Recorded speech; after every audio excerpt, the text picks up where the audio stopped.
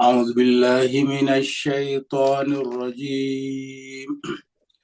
بسم الله الرحمن الرحيم. أعوذ بالله من الشيطان الرجيم. بسم الله الرحمن الرحيم. ولو أرادوا الخروج لعدوا له عدة ولكن كره الله ولو أرادوا الخروج لأعدوا له عدة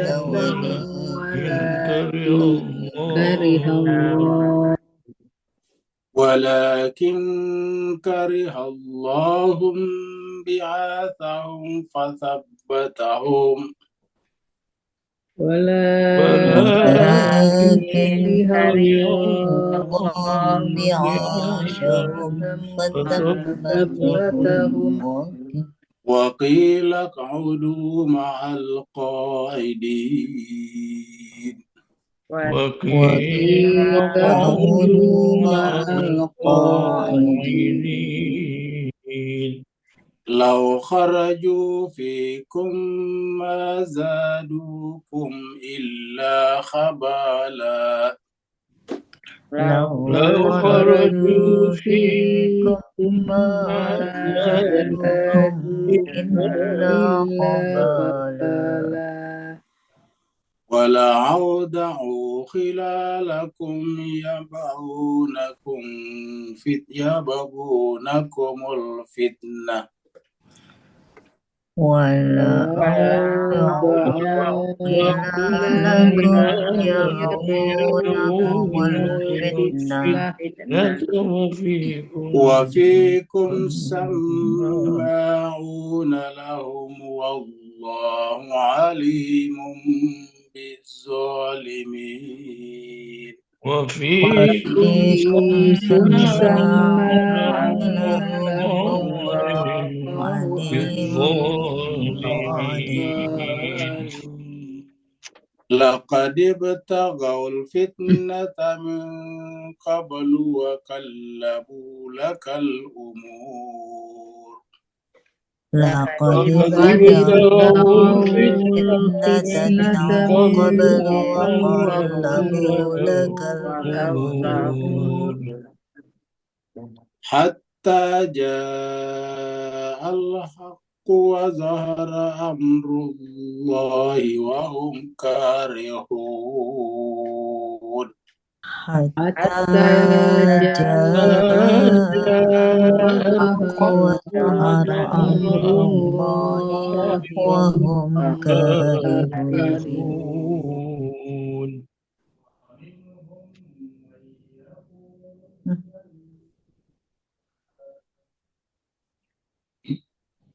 Suara hilang. Ya, suara hilang ya.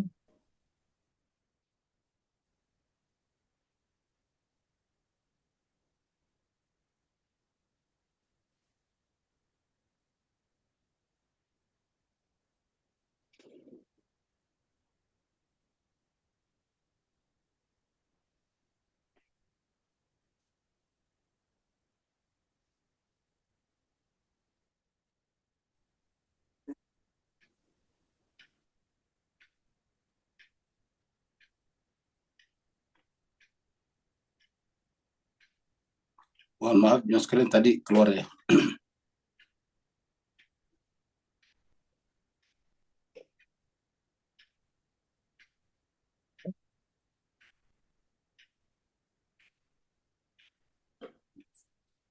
Kita teruskan jemaah sekalian. Wa minhum may yaqulu zalli wa la taftinni. ومنهم من يقول ذرني ولا تفتني ألا في الفتنة سقطوا ألا في الفتنة سقطوا وإن جهنم جهنم لمحيطة بالكافرين إن إن جهنم محيطة بالكافرين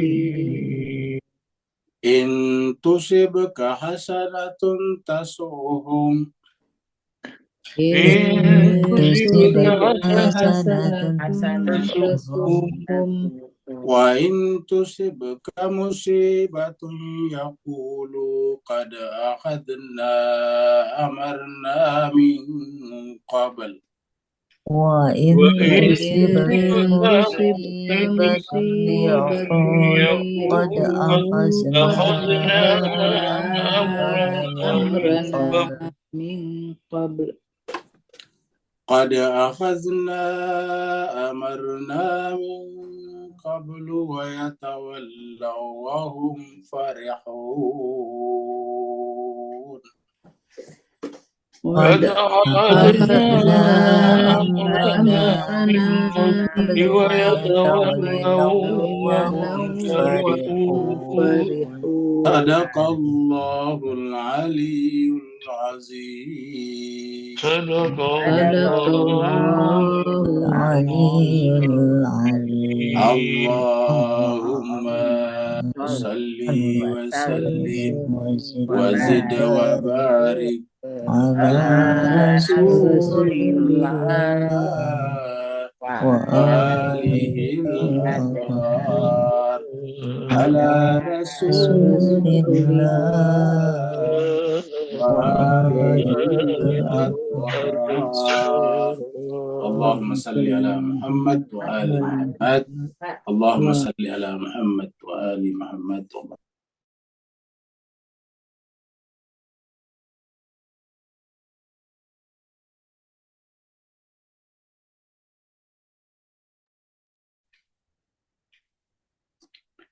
Terima kasih banyak jemaah sekalian telah ikut membaca ayat suci Al-Quran.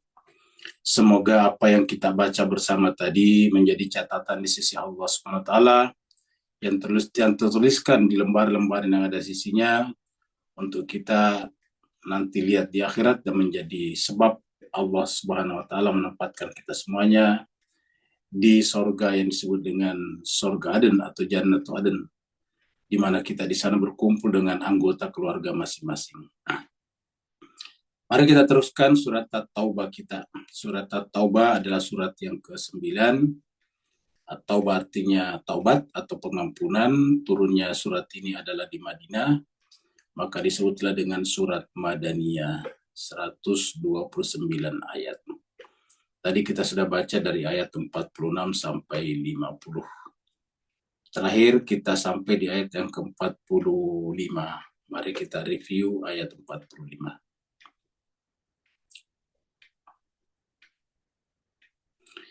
Di ayat 45 Allah SWT berfirman, A'udzubillahi minasyaitonirrajim, Bismillahirrahmanirrahim. Innama yasta'dzinuka alladziina la yu'minuna billahi wal yaumil akhir.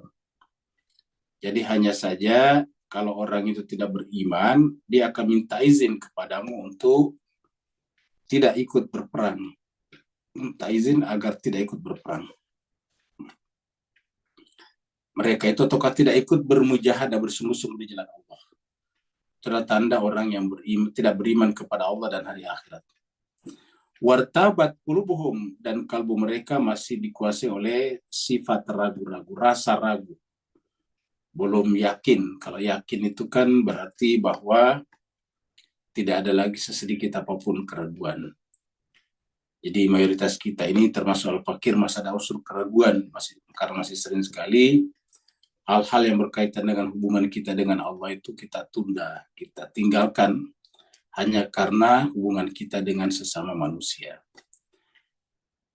Jadi fahum fi raibihim yataraddadun, maka mereka itu di dalam keraguan mereka yataraddadun, berada dalam kebimbangan. Bisa diartikan berada dalam apatisme, apatis. Dari kata yataraddadun itu dari kata raddada, ataukah seperti di tempat lain umayyar tadda, dan siapa yang apatis, mundur, tidak lagi berkembang pikirannya. Kalau di sini diartikan dengan yataraddadun adalah bimbang, bisa juga karena yang namanya bimbang itu kan tidak jelas mau kemana, itu namanya bimbang. Kalau ada orang berjalan dan kita tahu ke arah mana berjalan, dia tidak tahu, itu namanya bimbang, bingung. Bahkan biasanya orang bingung bahkan berhenti di jalan. Kalau masih jalan masih yakin ada yang didatangi walaupun tidak jelas. Biasanya orang bimbang itu berhenti berdiri karena tidak tahu mau kemana. Itu ayat 45. Sekarang kita masuk pada ayat 46.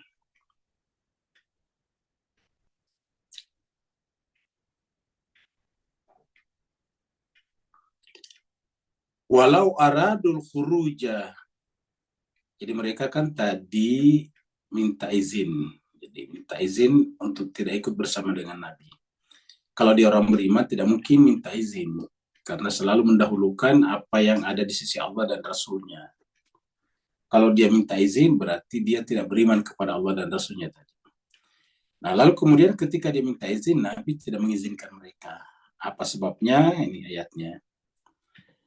Walau aradul khuruja, artinya bahwa kalau dia minta izin untuk ikut berperang, itu hanyalah merupakan basa-basi, hanya sekedar ungkapan atau ucapan yang yang dibuat-buat. Karena di sini dikatakan kalau seandainya memang mereka ingin keluar, khuruj di sini adalah keluarnya. Keluar bersama dengan Nabi, ini kata-kata khuruj ini adalah keluar bersama dengan Nabi. Kata-kata khuruj ini juga dipakai di saudara-saudara kita jemaah tablik. Jadi kalau jemaah tablik atau biasa disingkat JT, GT, itu jemaah tablik yang berpusat di India itu, yang biasa berombongan sampai 10 orang, 7 orang, atau 12 orang dari masjid ke masjid, menginap 2 malam, 3 malam di masjid, terus kemudian pindah lagi, itu adalah rombongan jemaah tablik namanya. Ya, ketika mereka keluar dari rumahnya untuk pergi ke masjid, itu namanya khuruj, disebut dengan khuruj fi sabilillah. Ya. Jadi mereka menyebutnya khuruj fi sabilillah, keluar di jalan Allah Subhanahu wa taala. Jadi mereka setiap malam Jumat atau Kamis malam mereka ada istimak mingguan namanya. Pertemuan mingguan. Di sana mereka memberikan ceramah di masjid atau di pusat mereka, lalu setelah itu mereka diminta yang mau khuruj, yang mau keluar 3 hari, 10 hari, 40 hari, 4 bulan, 1 tahun, disilakan untuk berdiri dan mencatatkan namanya. Itu namanya khuruj, ya. keluar jalan Allah. Nah, mereka mengambil dari semangat ini bahwa orang itu kalau orang beriman harus selalu khuruj di jalan Allah. Ya. Jadi itu di jemaah tablik, dan jemaah tablik ini menjadi sebuah gerakan yang mendunia juga, yang awalnya tadinya dari India, dari New Delhi, pinggiran New Delhi. Di pinggir New Delhi itu ada kampung kecil namanya Nizamuddin, kota tua, ya, Nizamuddin.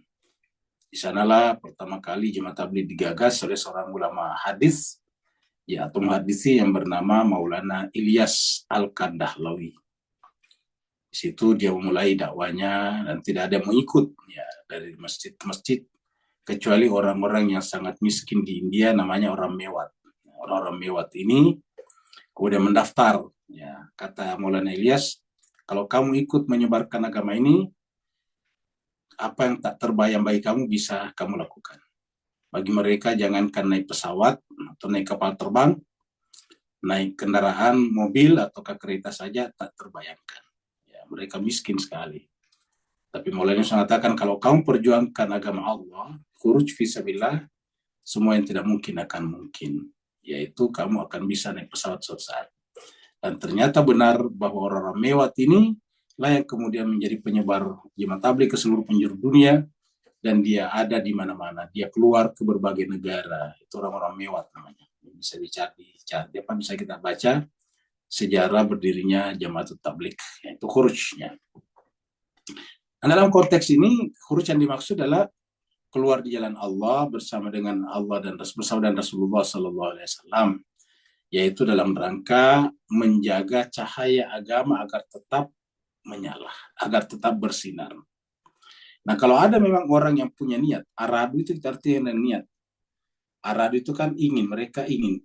Arada yuridu. Jadi kalau mereka memang ingin, ya maka kemudian mereka harus mempersiapkan diri. Kalau dari hati mereka ada niat, ada keinginan yang kuat untuk keluar di jalan Allah. Jadi ingat, kata-kata aradu kita artikan niat, kehendak yang kuat dalam jiwa. Saya kita ada kehendak yang kuat dalam jiwa untuk tadabbur, itu pasti akan terjadi. Ya paling sekali-sekali tidak ikut kalau memang ada acara yang sangat penting, ada kegiatan yang sangat penting yang tidak bisa ditinggalkan. Walau aradul khuruj, seandainya mereka ingin atau berniat untuk keluar di jalan Allah, mereka harus membuktikan dengan apa? La'adu, mereka harus mempersiapkan diri.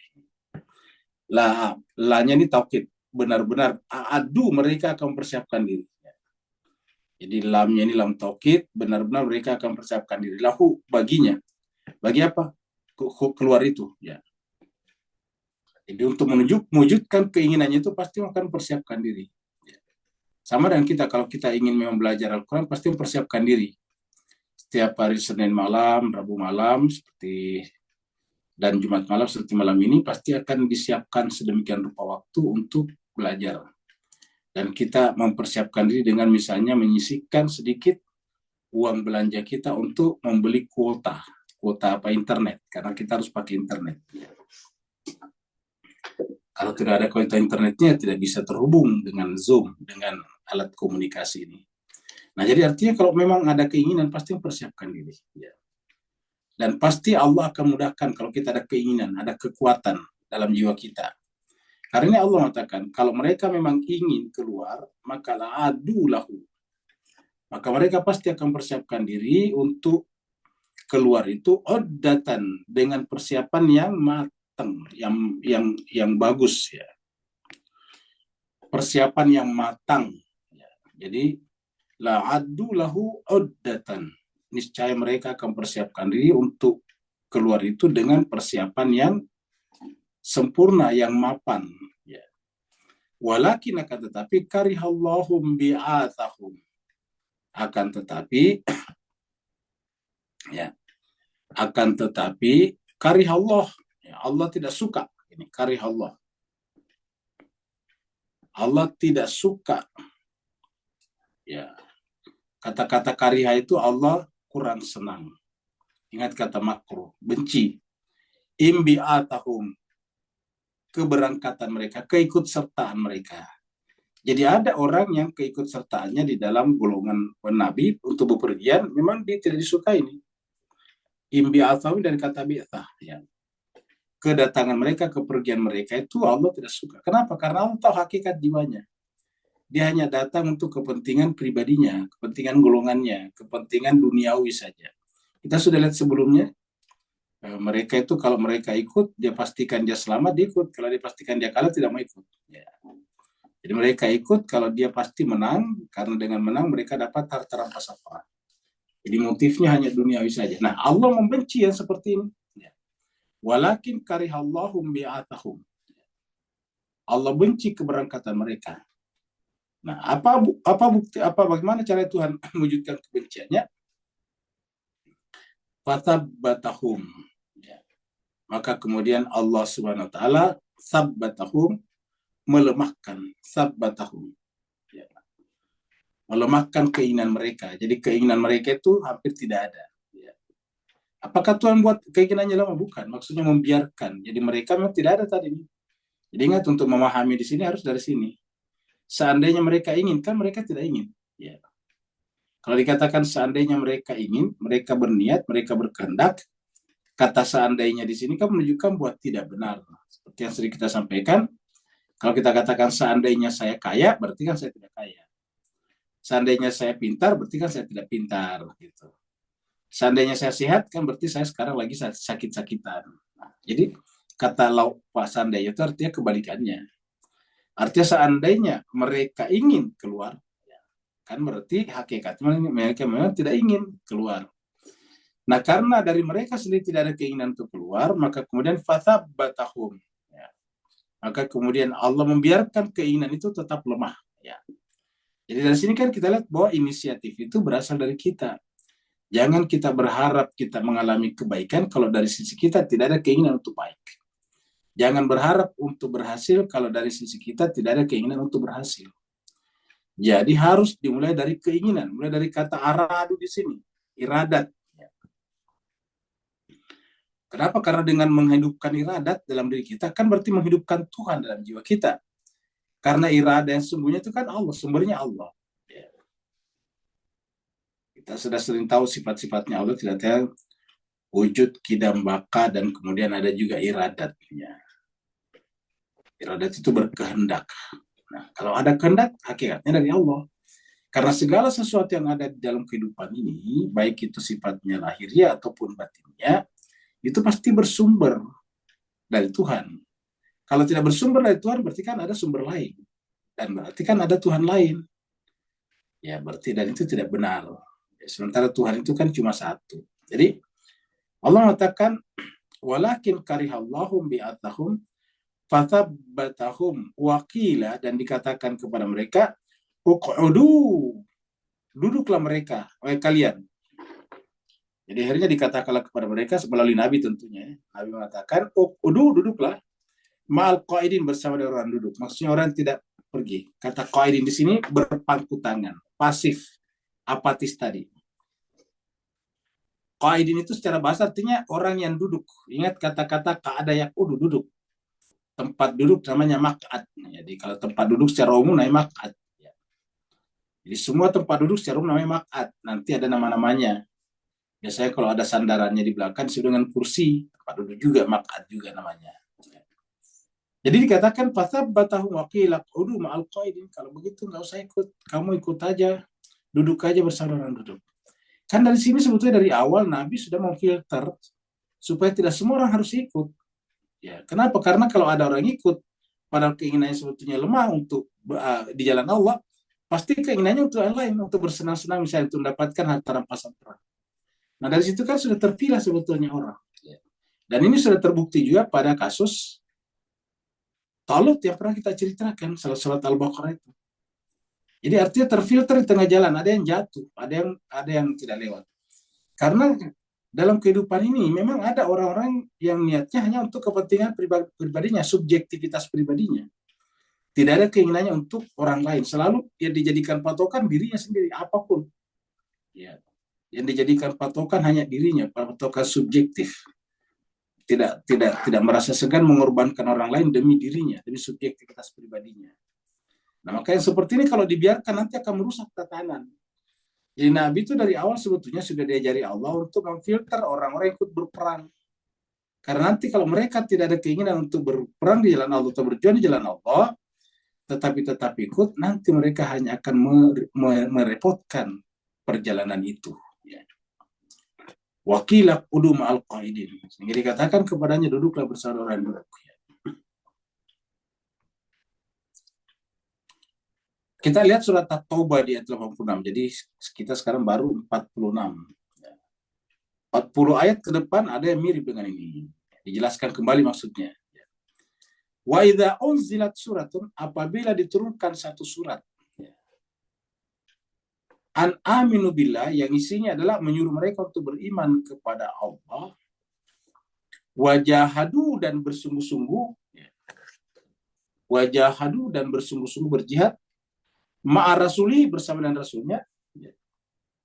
Jadi disuruh satu beriman kepada Allah, dan yang kedua disuruh berjihad, bersungguh-sungguh.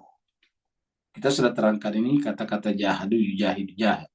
Apa namanya? Jahada yujahidu. Ini perintah menjadi jahidu. Bersama dengan rasulnya, apa yang terjadi? Ista'danaka. Mereka justru minta izin. Artinya ketika disuruh beriman kepada Allah dan bersungguh-sungguh, justru mereka minta izin tadi. Mereka tidak ingin bersama Nabi. Ista'zanaka ulut tauli, padahal mereka memiliki kesanggupan minhum, dari antara mereka. Kalau minta izin karena tidak punya apa-apa, masih bisa dipahami. Enggak, ulut tauli, kata-kata ulut tauli itu memiliki kelonggaran. Mampu, punya kuda, punya onta, bisa membawa logistiknya sendiri, bisa membawa senjatanya sendiri, dan sebagainya.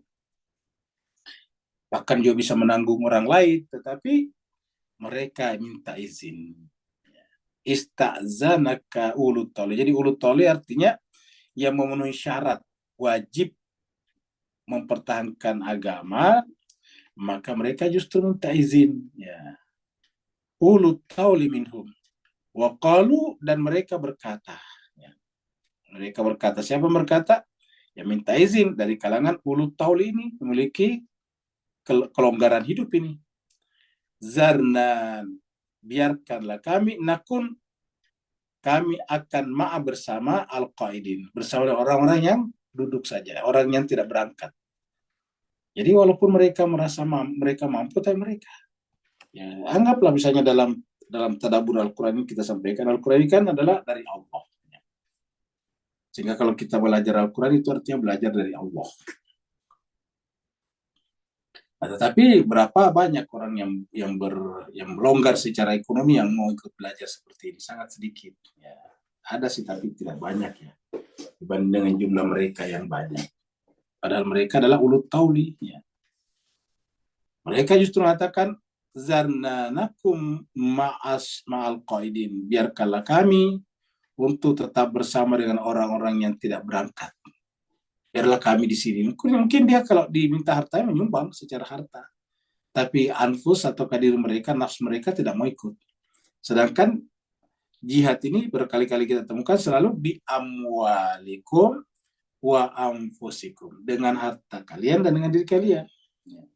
Kalau kita lagi kembali kepada jemaah tabligh tadi, cerita jemaah tabligh, karena jemaah tabligh itu ada banyak mengambil juga dari Al-Quran, cara-cara berdakwahnya mereka. Kalau jemaah tabligh itu misalnya gini, dia kan tidak tinggal di rumah, di masjid mereka tinggalnya, nginapnya. Ada mau kasih sumbangan, misalnya mau kasih makanan, ya beli makanan di masjid atau di perjalanan. Nah mereka tolak itu kalau yang bersangkutan tidak ikut dalam rombongan itu. Kan luar biasa tuh. Jadi ulangi, kalau mereka di jamaah tabligh itu menolak itu, nggak mau. Ya dikatakan harus bi amwalikum wa anfusikum. Boleh kami terima, tetapi Bapak ikut bersama kami juga gitu. Ya. Kami di sini tidak butuh harta, kami butuh Bapak, kami butuh dirinya. Ya. Nah, kalau di tempat lain kan, senang banget dikasih duitnya saya diambil, ya gitu. Orang yang mau ikut ya silakan, tapi kalau di tabligh enggak. Jadi mereka mau menerima harta itu atau kalau digunakan itu kalau orangnya juga ikut. Karena prinsip mereka itu tadi bi amwalikum wa anfusikum. Dengan harta kalian dan dengan diri kalian. Nah, di sini justru orang-orang yang ulut tauli di sini tidak mau melibatkan dirinya. Ya. Mereka hanya ingin zarnanakum ma'al qaidin, biarkanlah kami bersama dengan orang-orang yang duduk di belakang. Ini surat Ghafir, surat 40. Nama lainnya surat Al-Mu'min. Lalu mereka berkata, Rabbana amattana snataini wa ahyaitana snatain. Mereka berkata, Rabbana, wahai Tuhan kami, amattana, kamu telah mematikan kami isnatain 2 kali. Wa ahyaitana isnatain, dan kamu juga telah menghidupkan kami isnatain 2 kali juga. Fa'tarafna bidunubina, dan kami mengakui dosa-dosa kami. Ini maksudnya di akhirat. Kan di dunia kita tadinya mati. Lalu kemudian hidup sekarang. Ntar mati lagi kan begitu. Nah, mati kemudian hidup lagi. Pada masyar tentu selamanya. Jadi kita 2 kali mati, 2 kali hidup berdasarkan ayat ini dan berdasarkan ayat lain. Surat Al-Baqarah dikatakan kaifa takfuruna billahi wa kuntum amwatan. Kenapa kalian ingkar kepada Allah padahal kalian tadinya itu adalah amwat, mati. Ahyakum, lalu Tuhan menghidupkan kalian. Summa yumitukum, nanti dimatikan lagi. Summa yuhyikum, kemudian kalian akan dihidupkan lagi. Jadi dua kali sama di sini. Rabbana, Tuhan kami, amattana thnataini. Kamu telah matikan kami 2 kali, wa ahyaitana thnataini, dan menghidupkan kami juga 2 kali. Fa'tarafna bidunubina, lalu kemudian kami mengakui. Dari kata fa'tarafna lahirlah kata iktiraf. Kan ada tuh lagu iktiraf. Lagunya Abu Nuwas itu iktiraf. Fa'tarafna, lalu kami mengakui bidunubina, dosa-dosa kami. Ya Allah, karena kami sekarang di akhirat mengakui dosa-dosa kami, karena kami sekarang menderita, fahal, maka adakah ilal khuruj, jalan untuk kembali keluar, maksudnya keluar dari neraka, min sabil, ya. Keluar dari ini sabil kita artikan neraka di sini. Adakah jalan untuk keluar dari neraka? Nah, ini bisa kita artikan Mas kalian bahwa orang yang tidak mau keluar di dunia di jalan Allah, mereka di akhirat tidak akan bisa keluar dari neraka. Karena menggunakan kata sabil juga di sini, pada neraka maksudnya. Ya. Ini neraka nih. Ya. Keluar dari neraka. Padahal ini kan jelas-jelas ini sabil, min sabil. Khuruj ini keluar ini. Ya. Kemudian sabilnya tidak diterjemahkan di sini. Ya. Maka adakah jalan untuk keluar ini? Untuk keluar ini. Adakah jalan? Jalannya diterjemahkan di sini untuk keluar. Nah, jadi kita artikan adakah jalan, adakah fahal ilal khuruj, untuk keluar dari jalan. Ya. Jadi artinya apa? Mereka ingin keluar dari jalan yang salah di akhirat ketika mereka menempuh jalan salah itu di dunia. Tapi di dunia mereka tidak pernah berusaha untuk keluar dari jalan yang buruk menuju kepada jalan yang baik, itu di sabilillah. Maka mereka di sana baru mengakui fatarafna bidunubina fahal ila khurujin min sabil. Tapi ini kan kalau di neraka sudah tidak mungkin berlaku lagi, tidak mungkin kita keluar. Jadi siapa yang memudahkan langkahnya sekarang untuk mencari ilmu dari kitab suci Al-Quran itu Allah, maka Allah mudahkan juga langkahnya, jalannya masuk ke dalam surga. Atau bisa kita artikan siapa yang memudahkan langkahnya di jalan Allah, maka Allah mudahkan langkahnya keluar dari neraka atau terlepas dari azab api neraka. Yang ini tidak berlaku pada orang-orang yang tadi di atas disebut tidak beriman kepada Allah dan Rasul.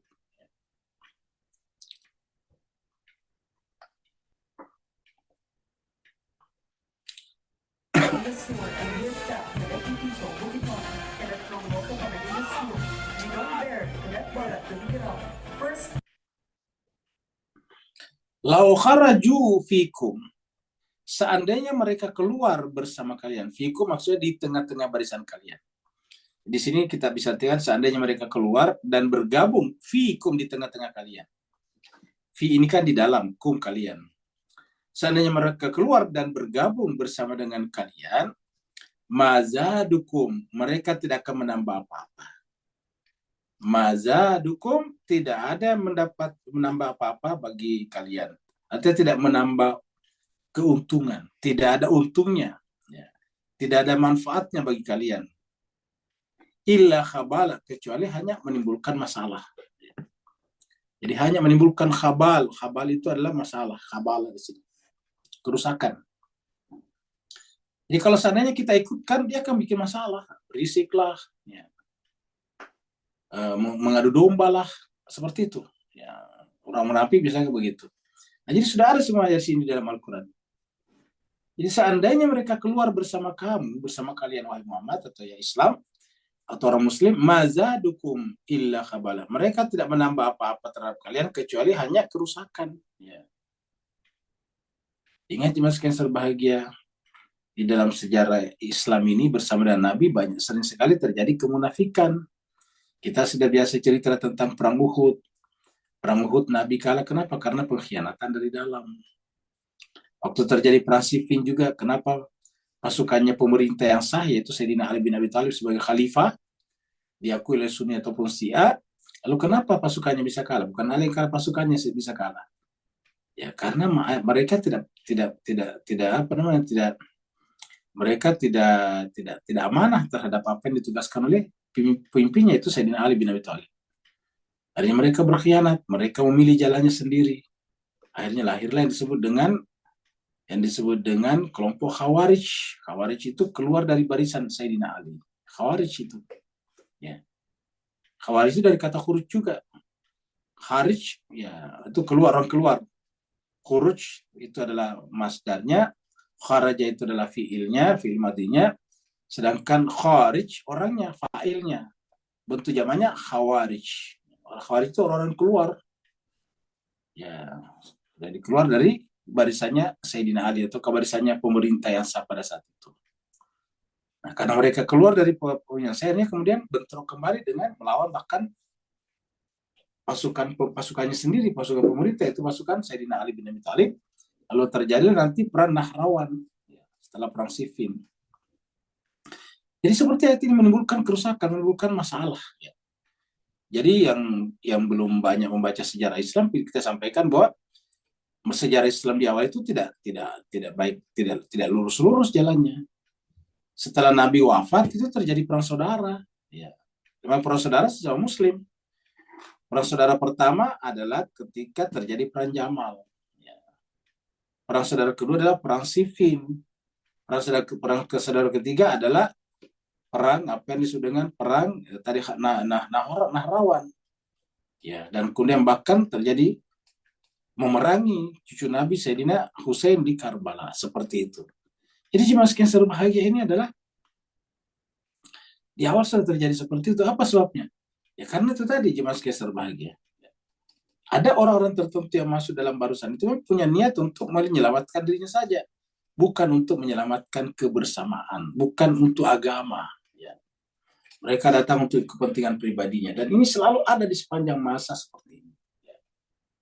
Dikatakan seandainya mereka keluar bersama kalian, mereka tidak menambah apa-apa kecuali hanya kerusakan. Dari sini kita lihat bahwa Nabi atau Al-Quran tidak menghendaki banyaknya, bukan kuantitas, tapi kualitas. Buat apa banyak kalau menjadi masalah? Lebih tidak ada sama sekali, berarti tidak ada masalah. Kenapa?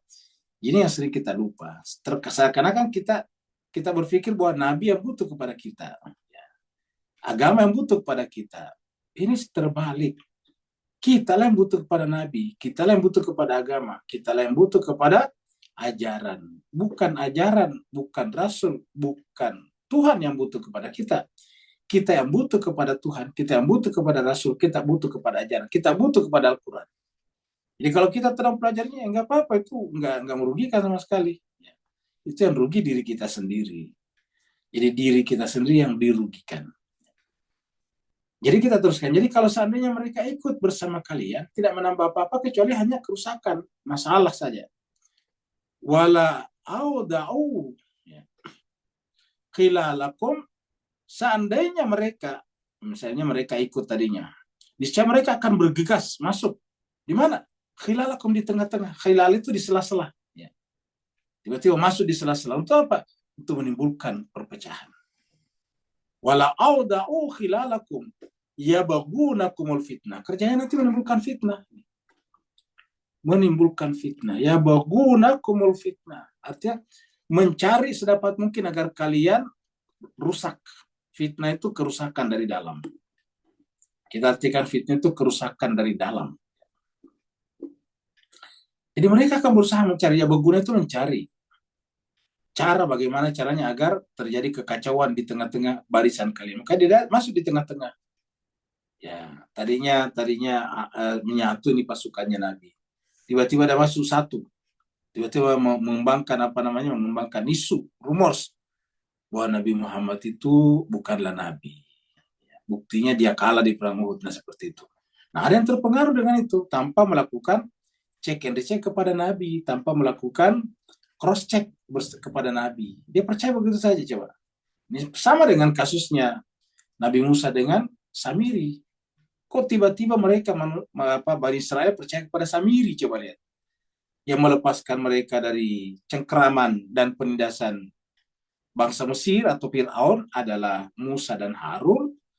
Tapi dalam perjalanan mereka kok tiba-tiba percaya Samiri yang tidak punya kontribusi sama sekali dalam kehidupan keberagaman mereka. Ini sering terjadi.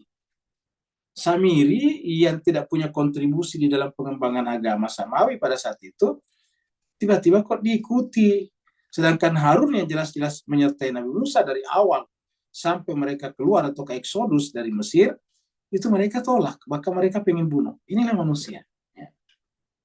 Maka dikatakan, wala audahu, seandainya mereka bergabung, hilalakum di tengah-tengah kalian, yabghunakumul fitnah. Kalau mereka bergabung bersama kalian dan masuk ke salah-salah kalian, mereka akan mengusahakan munculnya fitnah, kerusakan. Terjadi keributan. Nanti ketika terjadi keributan, akhirnya mereka sendiri sibuk. Minimal sibuk pertama adalah berdebat. Karena ada yang suka berdebat. Ya. Sehingga ketika dia berdebat, ya udah, habis tenaga, habis apa namanya, habis tenaga, habis semangat, spirit juga hilang. Makanya kan agama mengajarkan kita untuk sami'na wa ta'na kalau sudah berkenaan dengan kita terima secara rasional. Ya, kalau kita sudah terima secara rasional ya sami'na wa ta'na. Kalau belum terima secara rasional ya jangan dulu ikut. Seperti itu. Kalau kita sudah ikut, kalau kita sudah apa menerima secara rasional ya harus kita sami'na wa ta'na. Nah, jadi wa fikum sama'una lahum. Nih. Di tengah-tengah kalian, fikum itu di tengah-tengah kalian. Sama'una, ada yang suka mendengarkan ini. Sama'una kepada mereka. Siapa mereka? Yaitu tadi yang masuk di tengah-tengah umat untuk menimbulkan fitnah. Ya, di sini. Masuk di tengah-tengah umat untuk menimbulkan fitnah. Wa fikum sama'una lahum, di tengah-tengah kalian ada sama'una lahum, yang suka mendengarkan mereka. Jadi dari dulu ada seperti itu Bapak sekalian. Lebih senang dengar sana daripada ini. Ya, di tengah-tengah kita gitu. Sehingga kemudian ada yang percaya mengatakan ya Muhammad bukan nabi. Coba. Wallahu alimun bizzalimin, dan Allah SWT Maha mengetahui orang yang zalim. Allah itu alimun bizzalimin. Artinya tahu siapa yang zalim. Apa zalim di sini? Terutama hatinya, jiwanya. Kita lihat dulu ya surat Ali Imran. Sebelum kita baca surat Ali Imran, saya juga ingatkan ya Mas, jangan sampai nanti saya lupa juga. Ada jemaah kita yang jemaah aktif kita dulu, Ustadz juga namanya Ustadz Sukman Mata, yang kemarin kita doakan. Itu 6 bulan tidak ikut, itu kan lama tidak ikut. Ya, ternyata laporan dari istri beliau sakit ternyata 6 bulan itu. Dan ternyata kemarin istrinya memberikan informasi di grup juga itu meninggal dunia. Ustadz Sukman Mata. Beliau ini adalah imam di sebuah masjid di Papua sana. Saya pernah khotbah di masjid beliau. Jadi saya pernah dulu ke Papua dan khotbah di masjid beliau. Beliau di situ imam masjid. Jadi cukup menarik. Jadi dia imam masjid di sana. Dan beliau ini lebih muda, jauh lebih muda dari saya. Jadi beliau ini paling mudanya kali 50 awal atau 40-an akhir. Ya, istrinya kasih informasi di grup itu, beliau meninggal dunia kemarin. Dan karenanya kita nanti di akhir pertemuan kita tahlil singkat untuk beliau. Kita salut dengan orang-orang seperti beliau ini karena beliau itu ustadz. Beliau itu adalah sarjana sastra Arab. Dia itu pelajaran agamanya dari jurusan bahasa Arab. Tetapi dia tetap belajar. Dia ikut di bahasa Arab kita. Jadi mohon maaf ya, yang lain kita di sini juga ada pelajaran bahasa Arab. Itu hari Minggu malam, hari Ahad malam. Dan ada juga Ahad pagi. Ya, itu pesertanya lumayan yang bertahan. Ya, dan termasuk dulu ikut itu Ustaz Sukman namanya. Jadi dia Ustadz, dia masih ikut belajar coba. Masih ikut belajar juga di tadabbur kita. Nah, tapi Tuhan berkehendak lain, Allah SWT mengambilnya kembali pada kemarin, dan hari ini kalau tidak salah dikuburkan ya di kampung halamannya. Nah, jadi jemaah sekalian itulah, makanya nanti kita doakan beliau. Nah, kita sekarang baca dulu surat Ali Imran ayat 118. Ya ayyuhalladzina amanu, wa orang beriman, la tattakhidhu bitanatan min dunikum. Wa orang beriman, la tattakhidhu, jangan kau menjadikan bitanatan. Di sini terjemahkan teman akrab. Teman akrab bisa juga. Walaupun teman akrab itu ada juga dalam bahasa Arab. Namanya itu sahabat qarib. Ya, qarib. Ya, jadi qarib itu dekat, sahabat. Ya. Kerabat. Jadi sahabat bahasa Arab itu bisa sadiq, bisa juga sahabat. Ya. Atau sahib. Nah, kalau bitana ini secara bahasa dari kata batin. Ini batana batin sebetulnya. Ini nun batin ya, dari kata batana. Nah, jadi artinya apa? Bisa kita tahu dari asal usul katanya bahwa janganlah kau menjadikan mereka sebagai sahabat rohani. Ingat ini, sahabat batin. Karena kalau kita artikan teman akrab, kan kita boleh berteman dengan siapapun juga. Kita berteman akrab di kantor kita dengan orang-orang yang tidak Islam kan? Ya. Banyak teman-teman kita di kantor itu yang bukan Islam, agamanya bukan juga agama samawi, tapi akrab dengan kita karena orangnya baik, tidak pernah menipu, tidak pernah mengorbankan kita, selalu menolong. Itu kan ada yang seperti itu. Nah, kalau itu kan teman akrab namanya, makanya kita katakan teman akrab ada baiknya, tetapi tidak sesuai dengan asal-usul katanya. Yang ada di sini adalah bitona, teman batin, teman rohani, yang bisa menjadi teman memilih kebenaran, nah seperti itulah. Ya itu katakan ya ayyuhalladzina amanu wa orang beriman la tattakhidhu bitanatan. Yang kau menjadikan bitanatan.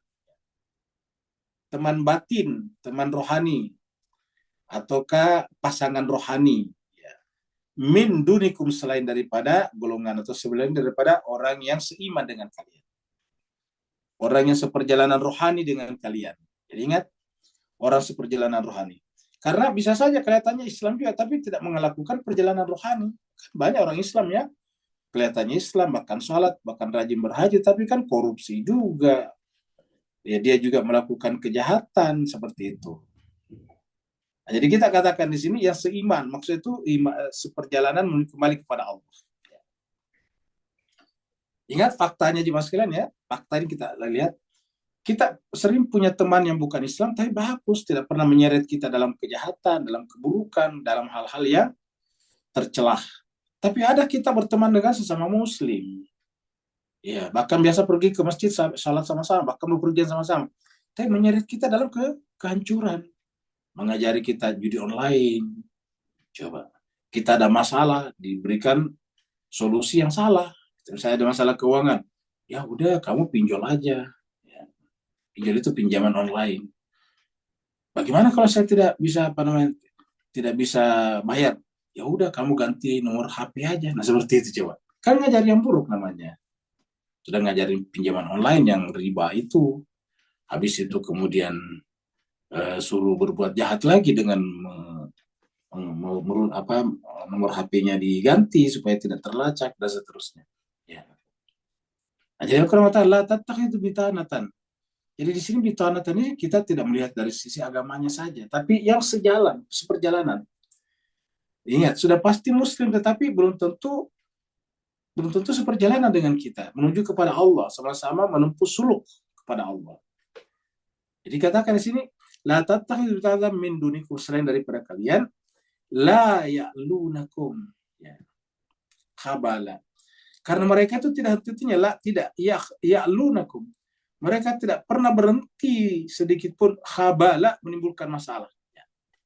Jadi hanya menimbulkan masalah saja, mengorbankan, pokoknya ada seperti itu. Mengorbankan temannya sendiri. Jadi khabala.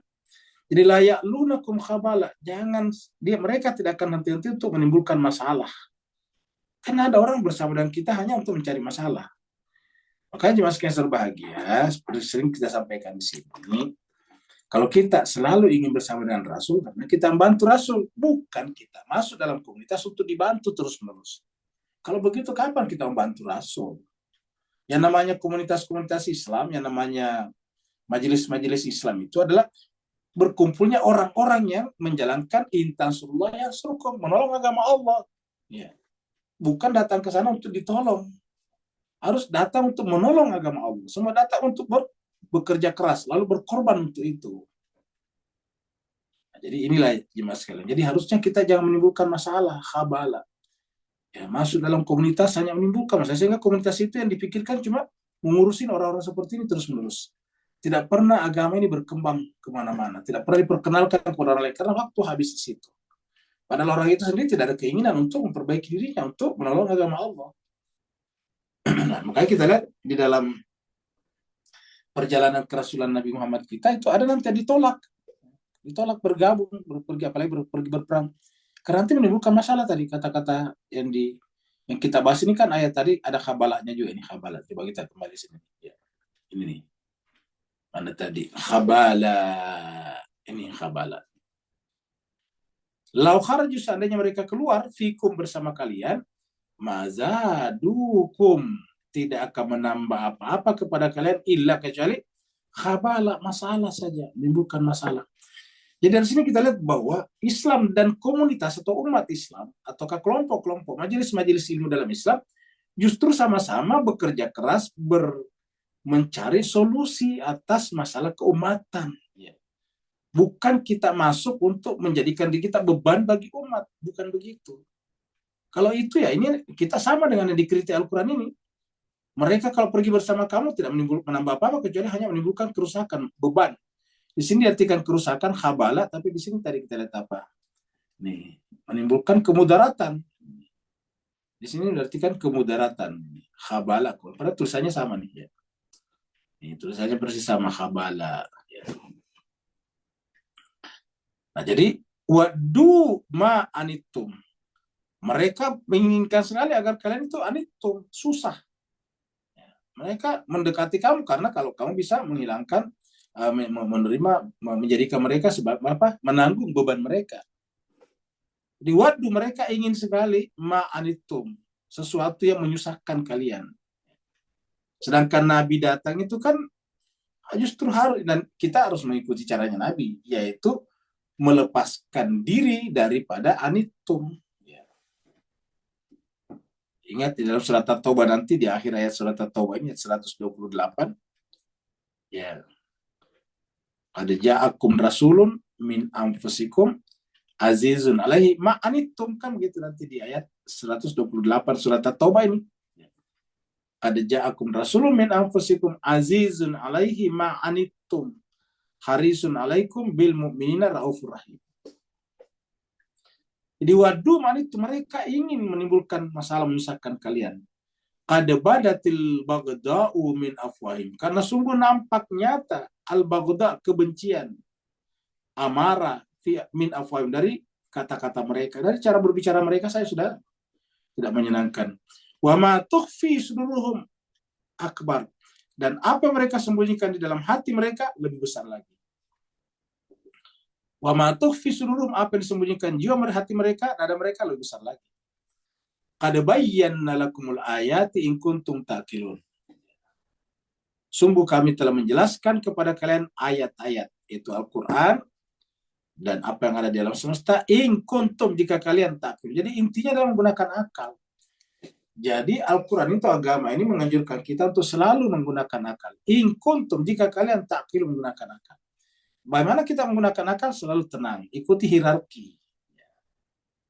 Namanya akal itu harus mengikuti hierarki. Misalnya kita bawahan, ya kita harus menyampaikan kepada pimpinan kita, tidak boleh berbuat sendiri karena itu bertentangan dengan teori akal. Karena akal itu salah satu prinsipnya adalah hierarkis. Ya. Akal yang mengatakan bahwa setelah 2 pasti 3, itu hierarkinya begitu. Setelah 3 4 dan seterusnya. Ya.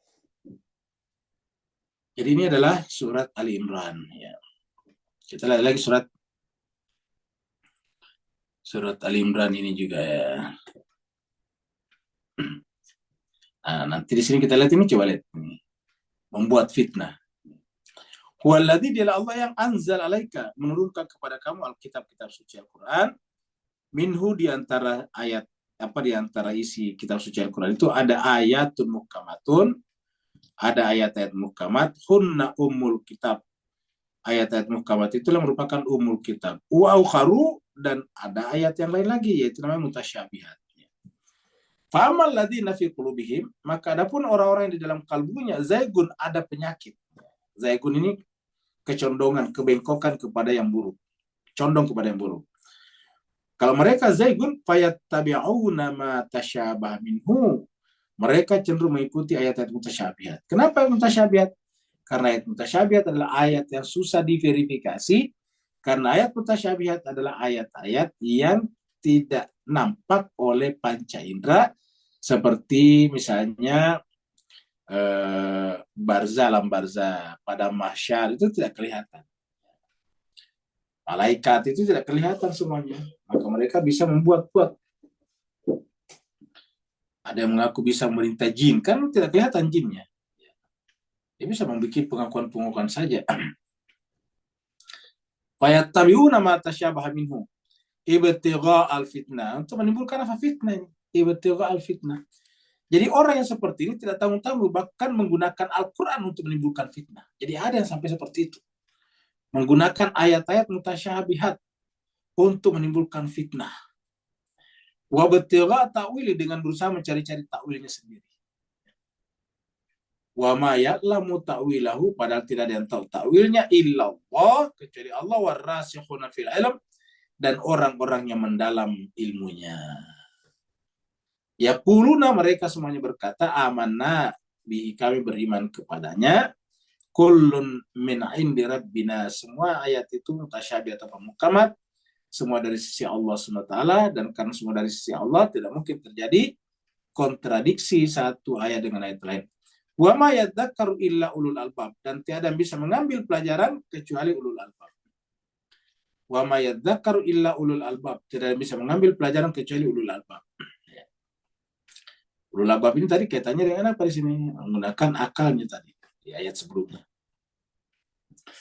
Nah, jadi kita teruskan. Lau kharaju fikum madadukum illa khabala walau jadi walau da'u khilalakum iyabaghunakumul fitnah. Mereka hanya mencari fitnah.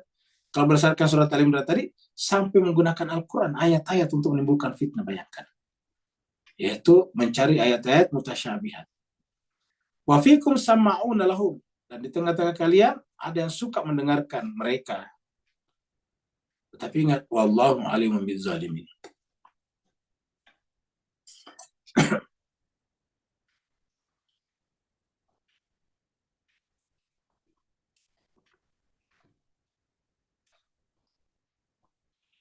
Laqad ibtaghaul fitnata min qabl. Dan ini bukan hanya terjadi pada Nabi, tapi sebelum-sebelumnya juga sudah terjadi.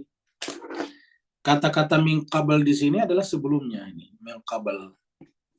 Sebelum Islam datang, ada selalu orang seperti itu.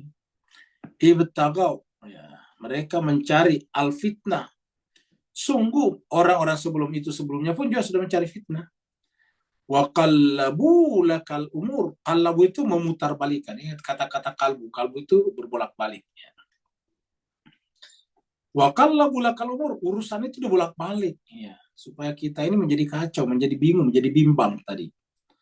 Jadi qallabu lakal umur. Urusan itu dibolak-balikan. Hatta ja'al haqqu, sampai datang kebenaran. Sampai datang kebenaran. Apa itu kebenaran datang? Al-Quran. Wa zahara amrullah, sehingga kemudian menanglah ya amrullah, urusan Allah. Jadi urusan tadi dibolak-balik sehingga yang kelihatannya perkara Allah dijadikan perkara manusia. Perkara manusia dijadikan perkara Allah. Ya. Kan dibolak-balik. Misalnya masalah agama, kepemimpinan agama kan harusnya otoritasnya Tuhan. Ya, diserahkan kepada manusia. Tapi otoritasnya manusia seperti apa misalnya? Kerja keras untuk mencari nafkah. Tapi kemudian diserahkan kepada Tuhan dengan hanya berdoa saja. Nah, itu kan membolak-balik namanya. Ya, dibolak-balik. Kalau mencari nafkah, berhidup di muka bumi ini, itu adalah amar kita. Itu Tuhan sudah memberikan otoritas itu kepada kita. Tuhan sudah menyiapkan semuanya. Semua yang kita butuhkan sudah ada. Mulai yang paling mendasar dan tidak boleh tidak, yaitu udara. Tuhan sudah siapkan. Setelah itu naik air telah siapkan. Allah disiapkan. Makanan misalnya sudah disiapkan semuanya. Ya, di muka bumi ini. Yaitu ada dalam bentuk buah, ada yang berbentuk batang, ada yang berbentuk umbi. Semuanya bisa dimakan. Ya. Buah seperti contohnya buah padi, buah gandum, buah apel, buah jeruk, itu kan buah-buahan. Ada juga dalam bentuk umbi-umbian seperti singkong atau ubi kayu, ubi jalar, ya. Talas itu kan umbi-umbian ya, dari akar. Bahkan termasuk juga kacang tanah ya, dari akar juga. Ada juga batang yang dimakan. Ya, banyak batang-batang dimakan. Di antara yang terkenal adalah sagu. Sagu itu adalah dari batang, dan banyak di dunia ini terutama di daerah tropis yang makanan utamanya sagu. Jadi kesimpulannya Allah sudah siapkan semuanya. Ikan di laut, tak habis-habisnya. Banyak sekali, tinggal pergi mancing. Nah, ini otoritasnya sudah diserahkan kepada Tuhan. Silakan kelola, ya kata Tuhan. Kalau mau makan ikan ya pergi ke laut. Kalau mau makan padi dan gandum ya tanam padi dan gandum dan seterusnya. Ini otoritas kita, jangan dikasih kepada Tuhan. Otoritas Tuhan jangan dikasih kepada manusia. Jadi jangan dibolak-balik. Ya. Maka dikatakan faqallabu lakal umur hatta ja'al haqqu wa zahara amrullah. Ketika kebenaran datang, zahara amrullah. Maka menanglah, kata-kata zahara zahir, amrullah. Jadi urusan Allah lah, perkara Allah lah yang menang, yang zahir. Wahum kariun, pada mereka sebetulnya tidak senang. Ya, mereka kariun. Mereka tidak senang dengan ini. Kenapa? Karena mereka maunya amruhum. Yang mereka inginkan adalah amruhum, urusan mereka sendiri, bukan amrullah. Ini yang terjadi sehingga kemudian umat menjadi tercerai-berai seperti sekarang. Karena pengganti-pengganti nabi tidak lagi berada dalam kualifikasi kenabian. Ya. Dan tidak dipilih oleh nabi, sehingga kemudian dipilih oleh manusia. Akhirnya manusia mengalami gradasi, semakin lama semakin buruk, ya pilihannya semakin buruk juga. Karena pilihan itu kan tergantung daripada yang memilih.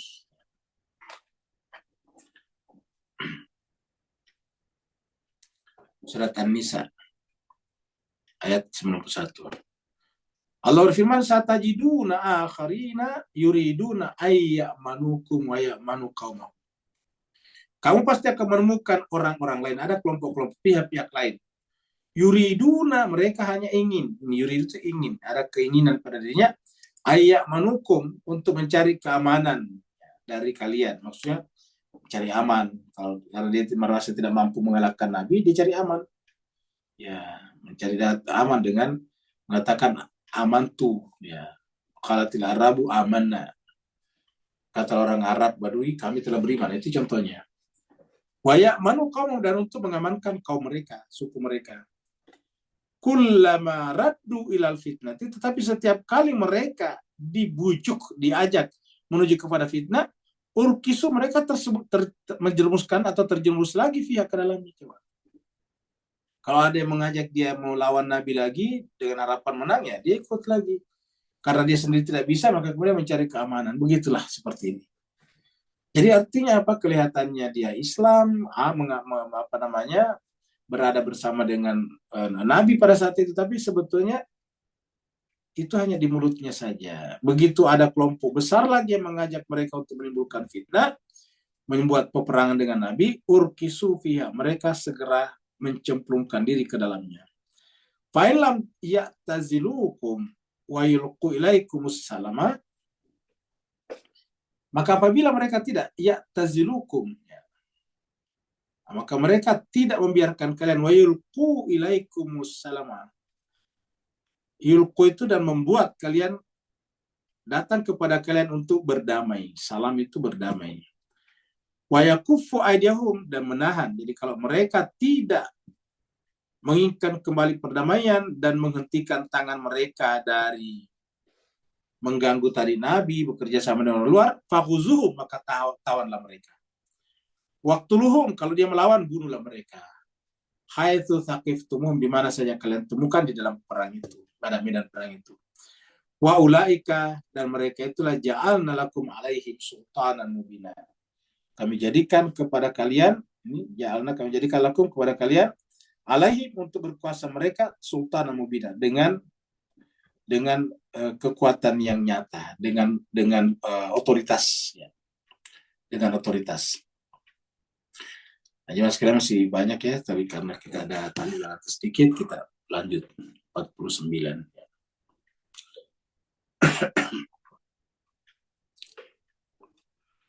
Wa minhum may yaqulu zanli wala taftini. Di antara mereka ada yang berkata, idzanli, berizinlah saya ya Rasulullah. Wala taftini, jangan engkau menjerumuskan aku dalam fitnah. Coba. Mereka sendiri menimbulkan fitnah, tapi mereka minta kepada Nabi, jangan engkau menjerumuskan. Apa fitnah di sini? Maksudnya gini. Mereka itu merasa tenang, tinggal di Madinah, aman di sana, beraktivitas, mencari nafkah. Ya saya cukup di sini saja ya wahai Rasulullah. Jangan engkau ngajak-ngajak saya lagi untuk pergi berperang, itu fitnah. Bagi mereka itu adalah fitnah. Jangan engkau menjerumuskan aku dalam fitnah, saya cukup di sini saja. Begitu. Apa kata Allah? Ala, camkalah, catatlah. Fil fitnati sakatu. Justru dengan tidak ingin berpartisipasi dalam membela negara, membela Nabi, membela agama, justru itulah fitnah, kata ayat ini. Ala camkalah fil fitnati sakatu. justru mereka jatuh ke dalam fitnah. Fil fitnah, ke dalam fitnah mereka jatuh sakatu, ya, terjerumus. Saya mengatakan, saya nggak usah ikut belajar Pak Ustaz, saya cukup sholat saja. Nah lupa bahwa dengan cara seperti itu mereka terjebak dalam fitnah. Ya. Kenapa? Karena yang lebih utama daripada sholat itu adalah belajar dulu. Ya, dalam agama Islam kita tuh belajar dulu.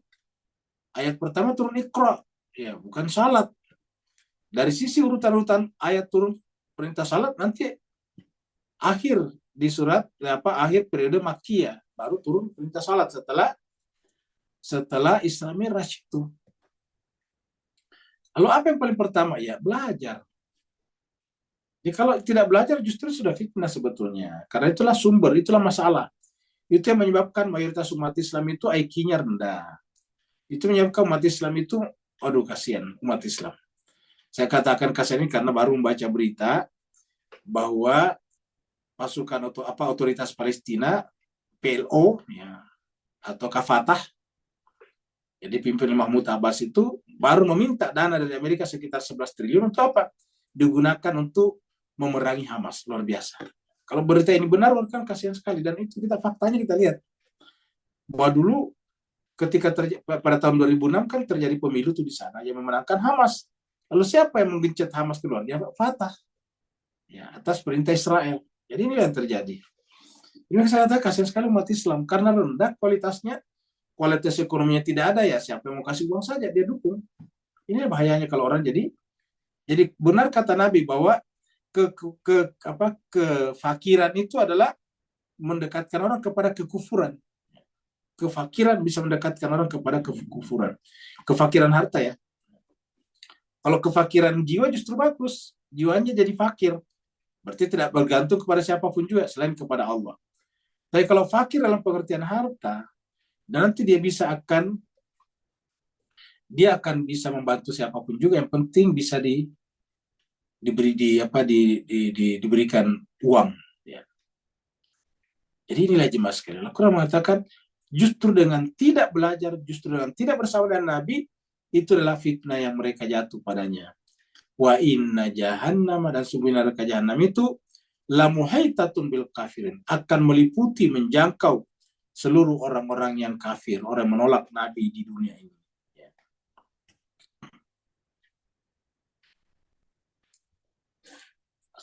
In tusibaka hasanatun tasuhum.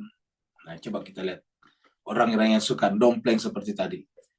Jika kebaikan menimpa kamu Muhammad, tasuhum, dia bersedih. Jadi diam-diam sebetulnya dia bersedih. Jadi kalau Nabi mendapatkan hal-hal yang buruk ini, kalau Nabi mendapatkan hal-hal yang baik, ya maaf terbalik, kalau mendapatkan hal yang baik,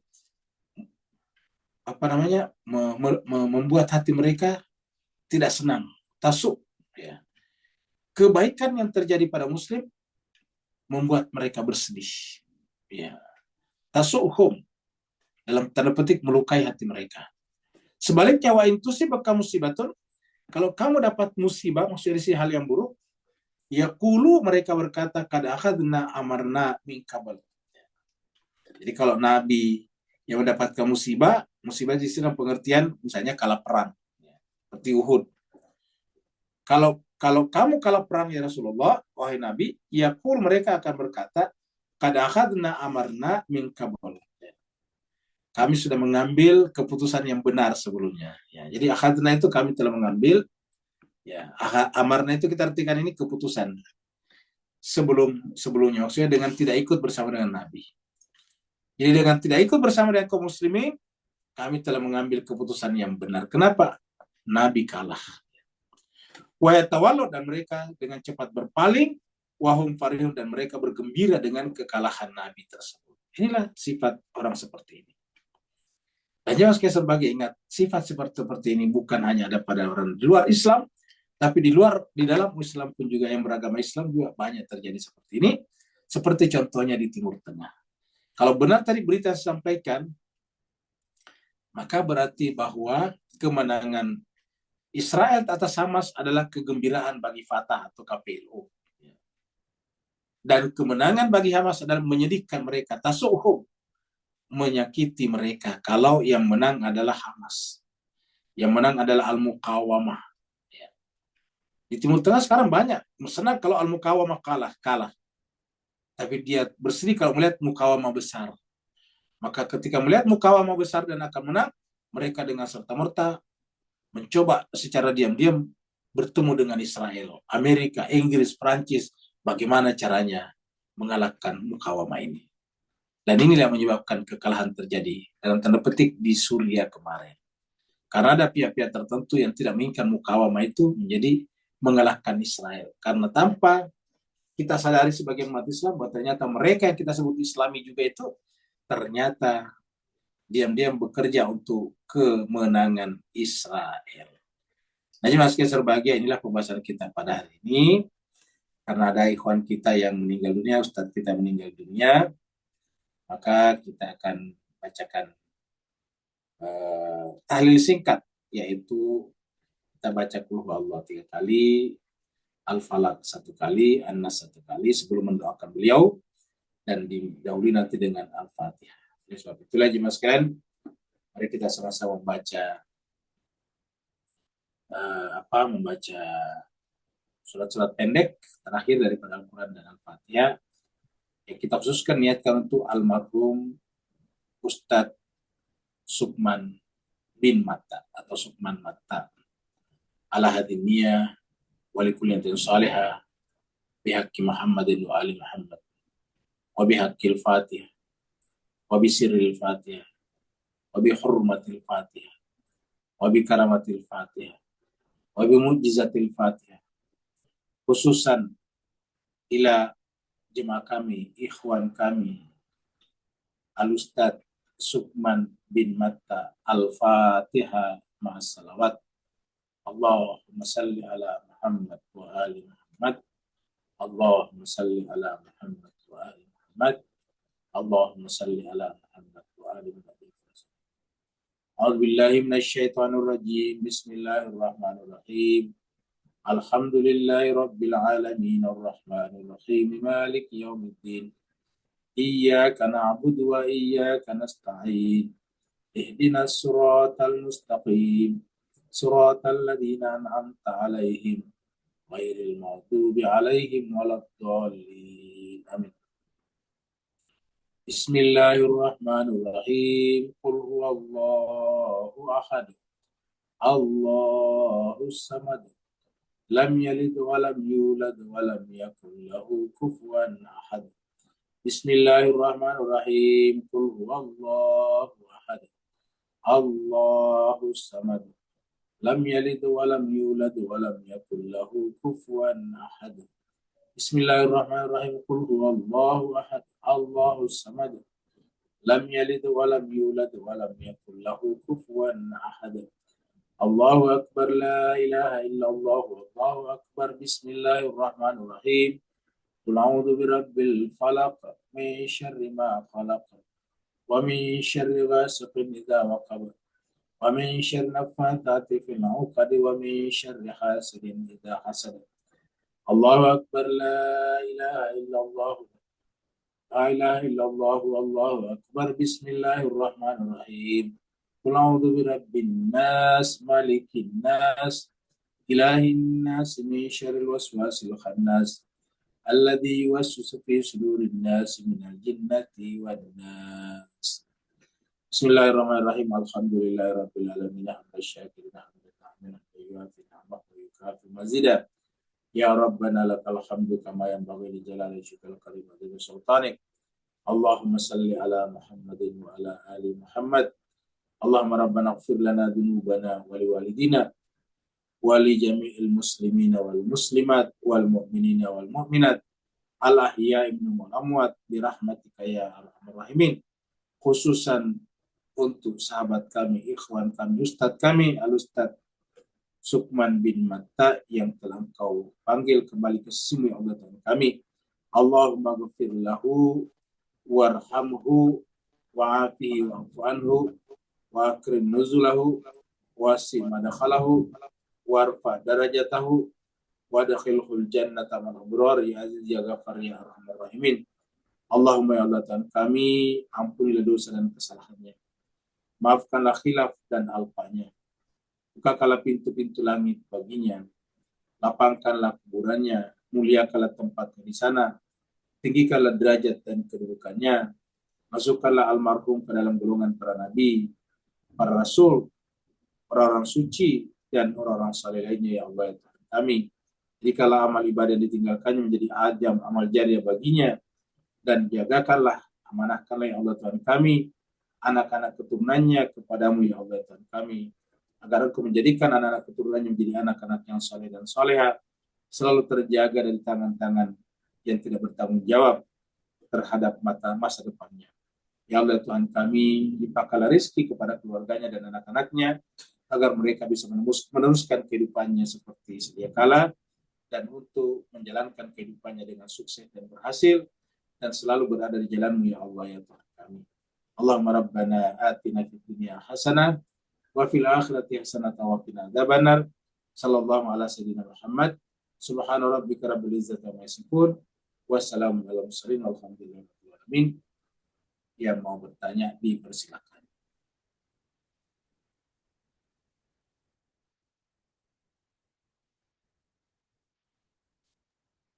Ada Ustaz. Ya, silakan. Bismillahirrahmanirrahim. Tadi saya akan bacakan potongan ayat wa yakufu aydiyahum fahuduhum waqtuluhum haitsu sakitumuhum. Artinya bunuhlah mereka di mana saja kamu dapati. Ini mungkin Ustaz kalau kita mengamati sepintas yang saya amati di media adalah yang di Suriah sekarang, mereka begitu gampang membunuh. Sepertinya, apakah ayat ini menjadi landasan mereka? Yang pertama, yang kedua, bagaimana membunuh itu dalam Islam diperbolehkan, ya Ustaz? Kalau memang pada situasi-situasi yang bagaimana kita saksikan di Suriah, itu aja Ustaz mungkin. Baik, terima kasih banyak. Jadi cuma sekian saja, banyak ayat-ayat Al-Quran ini yang sering sekali dimanfaatkan oleh beberapa orang yang mengaku Islamis,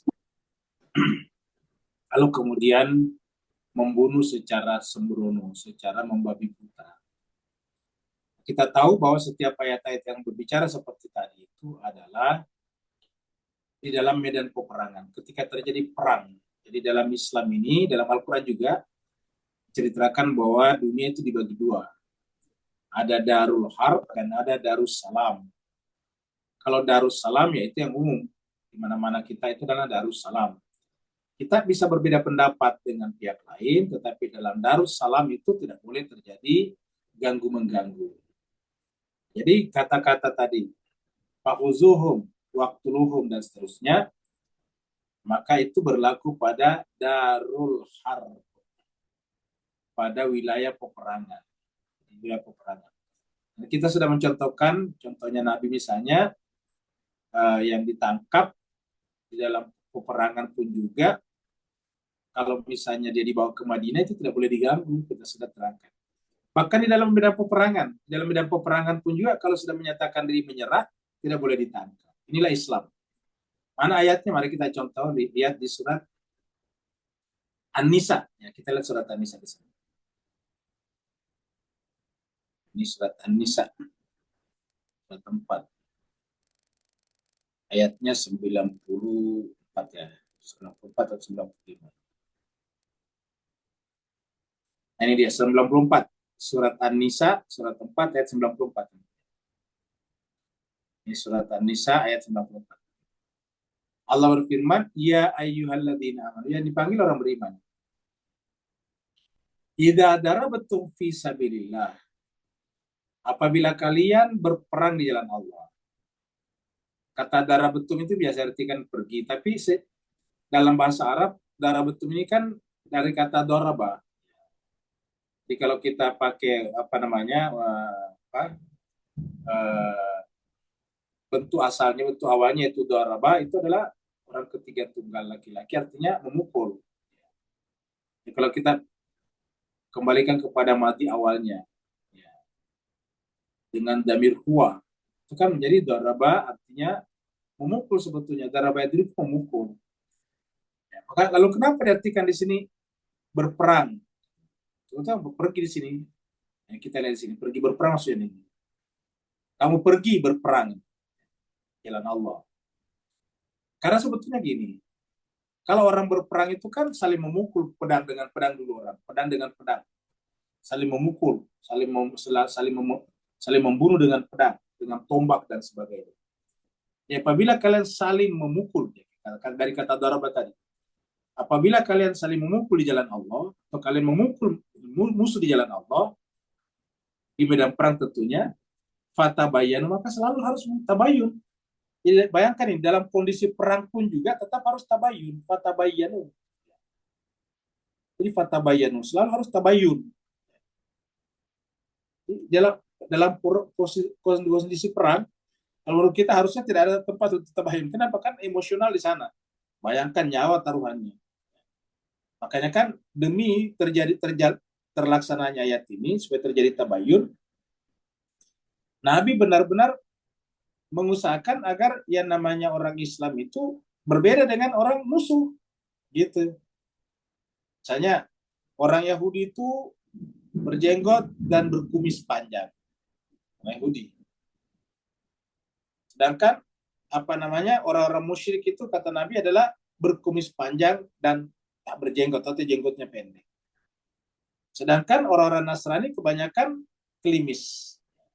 Lalu bagaimana kita membedakannya? Kalau orang Islam harus kumisnya ditipisin atau ditiadakan, baru jenggotnya dipelihara. Nah gitu. Supaya kelihatan. Karena waktu itu kan belum ada warna pakaian cuma satu, warna putih. Sama kalau kita sepak bola. Sepak bola saja kan urusannya bukan nyawa di sana, cuma reputasi. Tetapi baju harus dibedakan. Karena kalau dalam keadaan emosional orang bersepak bola, lari, kita terkadang tidak bisa tahu ini teman kita atau musuh kita. Sehingga supaya cepat ya bajunya dibedakan. Tidak boleh baju sama. Sini hijau harus sebelah sana harus kuning. Tidak boleh sama-sama hijau tua, hijau muda misalnya. Bisa keliru. Nah, jadi dengan demikian di sepak bola saja harus bedakan, apalagi di dalam bidang peperangan. Maka supaya mengetahui bahwa ini adalah musuh kita, nah, kita harus membedakan di orang Islam. Apalagi yang namanya kalau misalnya berperang sampai ribuan orang kan tidak bisa kita kenal satu persatu. Maka dibedakanlah dari wajahnya. Makanya itu dalam rangka, salah satu contoh dalam rangka tabayun. Wala taqulu, dan janganlah kau mengatakan liman kepada orang yang alqa ilaikumussalam. Alqa kita artikan di sini yang menyerahkan. Alqa itu menyerahkan. Alqa itu kan secara bahasa artinya menjatuhkan. Kita artikan saja menyerahkan dirinya ilaikum kepada kalian, assalamu, keinginan untuk damai. Janganlah kau mengatakan kepada orang, secara singkat saja, janganlah kau mengatakan kepada orang yang ingin damai ataukah sudah menyerah, salam di sini menyerah, lasta mu'minan, kamu bukan mukmin. Ya. Jadi ini dalam peperangan ini artinya bahwa tadinya kafir, tadinya menyerang Nabi, tadinya musyrik. Sekarang setelah mereka merasa tidak mampu melawan Nabi dalam peperangan ini, ada satu dua orang yang tiba-tiba datang kepada orang Muslim dan mengangkat tangan. Bahasanya begitulah kalau sekarang, mengangkat tangan. Ya, alqa ilaikumussalam. Tiba-tiba datang kepada kamu untuk menyatakan menyerah. Kamu tidak boleh mengatakan kepada mereka karena itu masih dalam peperangan, lasta mu'minan, kamu bukan mukmin. Tabtaguna aradal hayat dunia. Hanya karena mencari keuntungan dunia, misalnya dengan membunuh dia kita dapat ambil miliknya, perisainya kita ambil, pedangnya kita ambil, tombaknya kita ambil, baju besinya kita ambil, seperti itulah. Itu adalah kehidupan dunia. Atau bahkan tunggangannya kita ambil. Tabtaguna aradal hayat dunia. Apa sebabnya? Fa'indallahi, karena si Allah itu maghanimu katsirah, harta itu lebih banyak. Di sisi Allah itu maghanim, kekayaan itu jauh lebih banyak lagi. Kadzalika kuntum, begitulah kalian min qabl, sebelumnya, artinya kalian waktu zaman jahiliyah, ya orang yang datang menyerang tangan pun dibunuhnya. Famannallahu alaikum, tetapi dengan adanya agama ini Allah memberikan karunia kepada kalian. dengan agama yang dalam peperangan pun harus ada etikanya, harus ada aturannya, harus ada akhlaknya. Maka fatabayyanu. Di mana fatabayyanu? Dalam peperangan. Jadi 2 kali muncul tabayyun di sini. Fatabayyanu, ini lagi fatabayyanu. Innallaha kana bima ta'maluna khabira. Jadi kalau misalnya kondisi sudah seperti di Suriah, dicari semua yang pernah menjadi pendukungnya Bashar Assad, lalu dibunuh begitu saja, ini jelas tidak sesuai dengan Al-Quran. Karena dalam bidang peperangan pun juga, kalau orang itu sudah mengatakan assalam, damai, ataukah menyerah, tidak boleh kita membunuhnya hanya dengan mengatakan kamu mukmin, lasta mu'minan, coba. Kamu mukmin, kamu musyrik, kamu ini dan itu, saya harus bunuh kamu, tidak boleh begitu. Ya, jadi kamu tidak boleh mengatakan lasta mu'minan. Padahal ini memang benar ini sebetulnya. Kenapa? Karena baru kan, kalau kita lihat secara zahir, kan baru dia tadinya memerangi kita. Nah, ketika ayat ini turun, kemudian sahabat-sahabat Nabi komplain kepada Nabi, ya Rasulullah, bagaimana kalau dia cuma berpura-pura? Kan bisa saja berpura-pura angkat tangan, berpura-pura menyerah. Nabi mengatakan, dari mana kamu tahu? Nah, bagaimana kalau ternyata benar-benar dia sungguh-sungguh? Kalau dia sungguh-sungguh menyerah, berarti kamu telah membunuh orang yang di dalam hatinya ada keinginan untuk beriman. Baru ada keinginan untuk beriman, sudah tidak boleh dibunuh, kata Nabi. Bayangkan. Nah, ini di Timur Tengah sekarang atau di beberapa negara yang ada pasukan-pasukan jihadisnya atau Islamisnya sering sekali dengan gampang membunuh orang, menculik orang dari rumahnya dan sebagainya. Ini jelas disebut dulu di Indonesia dengan istilah gerombolan, pemberontak, ya, seperti itu. Jadi dengan demikian, ini jelas bukan dari Al-Quran, bukan dari Islam. Kata-kata tadi, fahuzuhum, tangkaplah mereka, itu adalah ketika dalam peperangan, atau ketika Nabi berada di Madinah, dan itu sudah ada negara, perintah dari Nabi, kalau mereka membuat kekacauan, maka tangkaplah mereka. Seperti mana di Indonesia ya, kalau ada yang bikin kekacauan, ya kan harus ditangkap. Nah, kalau tidak bisa ditangkap karena melawan, ya harus ditembak, dibunuh. Bahkan ada aturannya, jangan dibunuh dulu, dikasih peringatan dulu, dilumpuhkan dulu kakinya. Seperti itu Nabi ya begitu sebetulnya. Jadi oleh sebab itulah apa yang ditunjukkan oleh sebagian saudara-saudara kita justru membuat pandangan orang tentang Islam itu menjadi buruk. Benar-benar bayangan orang kalau Islam itu adalah darah, padahal Islam itu adalah aslinya adalah pena. Nah, sekali kita ulangi lagi, Islam itu simbolnya bukan pedang. Islam itu simbolnya bukanlah parang. Islam simbolnya bukanlah golok. Islam itu simbolnya adalah pedang dan buku. Di dalam Al-Quran, dimasukkan berbahagia, yang paling banyak itu kata Alkitab, buku. Bahkan ada surat Al-Qalam. Di dalam Al-Quran tidak ada surat As-Saif. Saif itu artinya pedang. Di dalam Al-Quran tidak ada surat pedang. Yang ada adalah surat Al-Qalam. Yang ada adalah surat Iqra, surat membaca. Al-Qalam, pena. Iqra atau Al-Alaq itu adalah membaca. Nah, jadi inilah Islam. Jadi harusnya simbol Islam itu adalah buku dan pena. Dan puncak peradaban manusia ada pada buku dan pena. Ada lagi yang lain? Kalau tidak ada, kita akhiri sampai di sini. Terima kasih banyak atas perhatian Bapak Ibu semuanya. Mohon maaf atas segala kekurangan. Walafu minkum, kalau ada yang salah dari pribadi Al-Fakih sendiri, kalau benar itu pasti dari Allah SWT, dari Al-Quran. Dan Bapak Ibu sekalian, cobalah memilah-milah ceramah kita ini dengan mengambil dari pribadi saya, jangan diambil, karena itu bisa salah. Kalau dari Al-Quran itu pasti benar. Dalam Al-Quran dikatakan bahwa la raiba fi hudal lil muttaqin. Al-Quran itu tidak ada keraguan padanya, dan itulah yang harus dijadikan sebagai hudan, petunjuk untuk menjadi orang yang bertakwa.